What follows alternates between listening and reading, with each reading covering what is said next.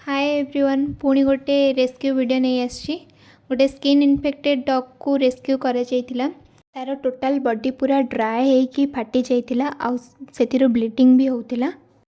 वर्तमान से सेल्टर रे अंडर ट्रिटमेंट रे अछंती किंतु एही भली केसेस रा कंप्लीट रिकवरी पई दीर्घ दिन रा चिकित्सा जारी रही थाए।